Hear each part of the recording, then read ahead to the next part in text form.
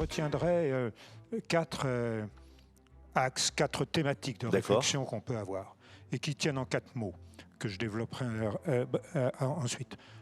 Premièrement, c'est la méconnaissance. Oui. Deuxièmement, c'est la santé. Troisièmement, c'est le patrimoine. Et quatrièmement, c'est le financement. Alors, la méconnaissance. Alors, la méconnaissance, c'est la méconnaissance de ce qui existe. C'est-à-dire que depuis très longtemps, et le tribunal de commerce de Paris, dont je salue le président ici, a commencé il y a plus de 30 ans à développer la prévention des difficultés. Elle est passée dans les mœurs pour ce qui concerne les moyennes et les grandes entreprises. Elle ne l'est absolument pas pour les petits entrepreneurs et les travailleurs indépendants. Et là, il y a la nécessité de mieux faire connaître ce qui existe et puis d'éviter ce qui est forcément très, très difficile, c'est la peur du tribunal. Bien sûr. La deuxième chose, c'est la santé. Oui. C'est l'importance de la santé. On a dit tout à l'heure que le premier actif, c'était le premier actif avec un grand A.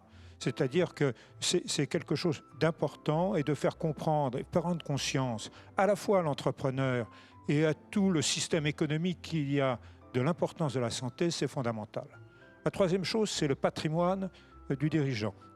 Et en fait, les conséquences financières sur son patrimoine de la liquidation judiciaire, avec tous les problèmes. Alors, et Madame le ministre a salué tout à l'heure, et nous nous en réjouissons, cette nouvelle loi pour les travailleurs indépendants et l'incessibilité de leurs biens, et notamment de leur résidence principale. Mais ce n'est pas le cas pour le dirigeant de la petite entreprise. Et là, il y a encore à faire.